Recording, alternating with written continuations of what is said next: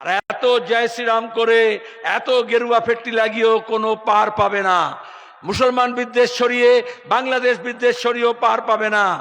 নাগপুর যাকে বলবে বিজেপির নেতা সেই হবে, আরএসএস যাকে বলবে, মোহন ভাগবত যাকে বলবে বিজেপির নেতা সেই হবে। আর তৃণমূলের এই ছিচকে চৌরা পর্যন্ত কেউ অঞ্চল, কেউ ব্লক, কেউ জেলা, একেবারে গাড়ির সামনে পেছনে সাইনবোর্ড লাগিয়ে দিয়ে তৃণমূলের অমুক সভাপতি তমুক সভাপতি বলে ঘুরে বেড়ায়। কিন্তু ওদেরও নেতার নেতৃত্বগিরি কতক্ষণ? কালীঘাটের মমতা, যেদিন মমতা বলবে তুমি নেই, তখন তার আর কোনো ক্ষমতা নেই। এই যে ভাইপো অভিষেক, বাপরে বাপ কি নাচন কোদন করছিল। এঘাট ওঘাট করে যত লুটের টাকা, কাটমানি, গরু পাচার, শিক্ষক নিয়োগের দুর্নীতি, সোনার বিস্কুটের দুর্নীতি, কয়লা পাচার, সব টাকা এঘাট ওঘাট ঘুরে কালীঘাটে গিয়ে জমা হতো। আমরা প্রকাশ্যে বললাম সেই টাকা আমাদের রাজ্যের টাকা, বিদেশি বান্ধবীদের অ্যাকাউন্ট ভাড়া নিয়ে সেই টাকা পাচার করেছে এই অভিষেক ব্যানার্জি। প্রকাশ্যে বলছি, বারবার বলছি। প্রথম যখন বলেছিল মানহানি মামলা করব, 400 পাতার এত দস্তাবেজ পাঠিয়েছিল তার উকিল। আমি বললাম যার মান নেই তার আবার হানি কি করে হবে? মান থাকলে তো মানহানি হবে। আজ পর্যন্ত মামলা করেনি। ইডি সিবিআই সব জানে। কিন্তু যারা মনে করেছিল বিজেপি এসে তৃণমূলকে টাইট দেবে, তৃণমূলের এত দুর্নীতি, ধর্ষণ, খুন, চুরি, রাজধানী, তাহলে বলেছিল বিজেপি আসুক। সেলিম ভাই, আপনারা তো দুর্বল হয়ে গেছেন, তাহলে একটু তাগদওয়ালা চাই, 56 ইঞ্চি চাই।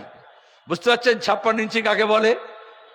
তাহলে 2014 থেকে 2025 11 বছর হয়ে গেল, 56 এলো।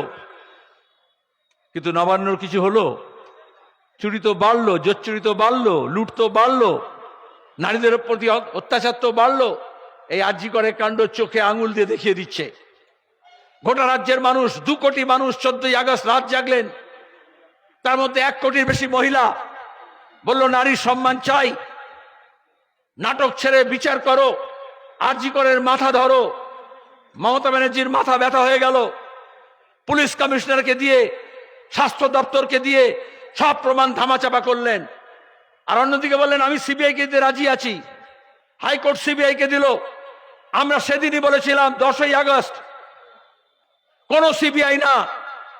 এই বাংলার যত অন্যায় অত্যাচার হচ্ছে, যত খুন রাহাজানি হচ্ছে, যত দাঙ্গা হাঙ্গামা হচ্ছে, কোন নবান্ন, কোন 56, কোন ইডি সিবিআই, বাংলার পুলিশ, দিল্লির পুলিশ, ইউপির পুলিশ, সিবিআই পুলিশ কিচ্ছু করতে পারবে না।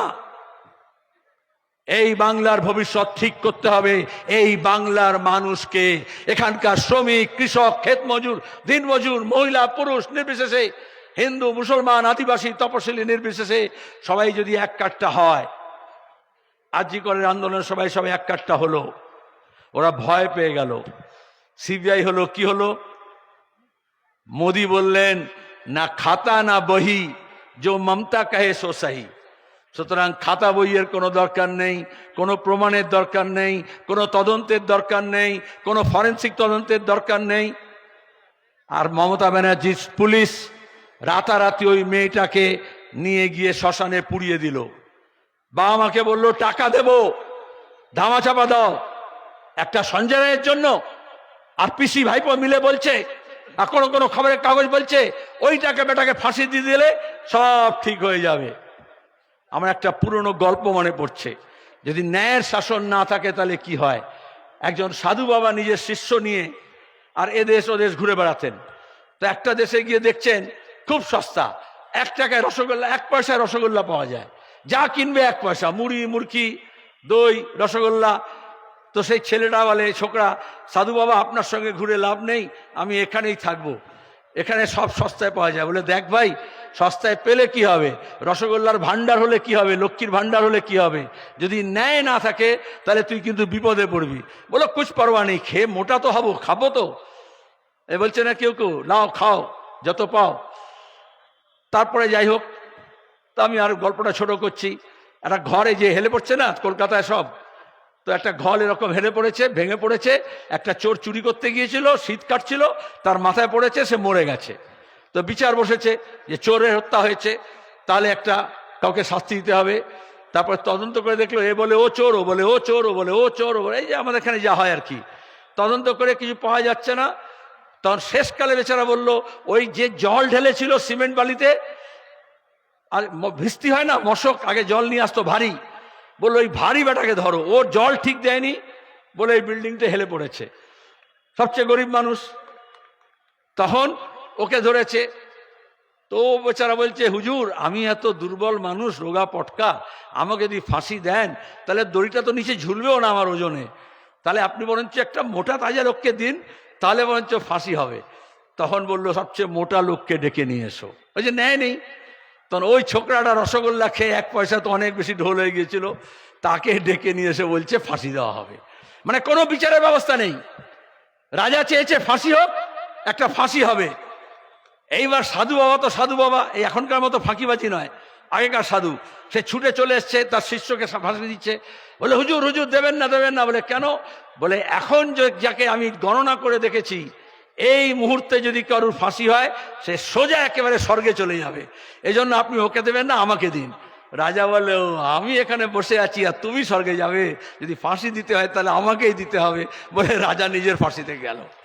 তাহলে সঞ্জয় রায়কে ফাঁসি দিয়ে কি হবে বলুন? ফাঁসি যদি দিতে হয় কাকে দিতে হবে?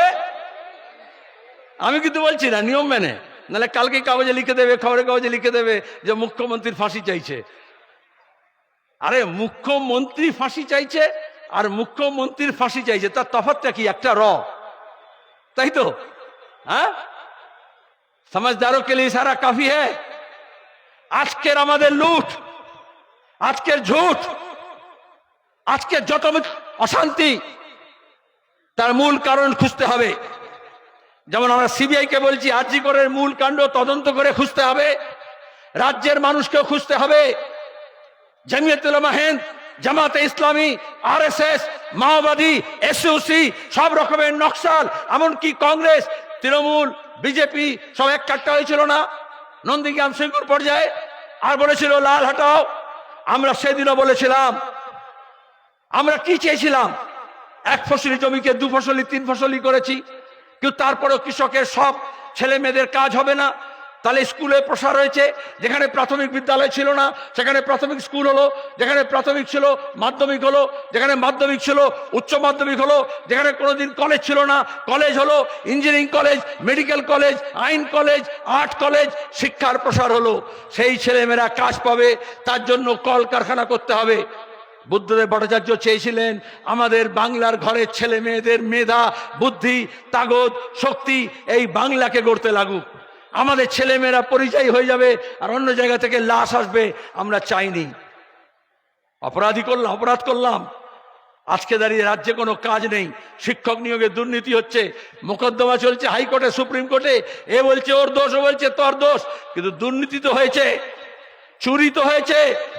যারা যোগ্য ছেলে মেয়ে বাইরে আছে তারা শিক্ষা পেয়েছে কিন্তু চাকরি পায়নি, তার জন্য লড়াই লড়তে হবে।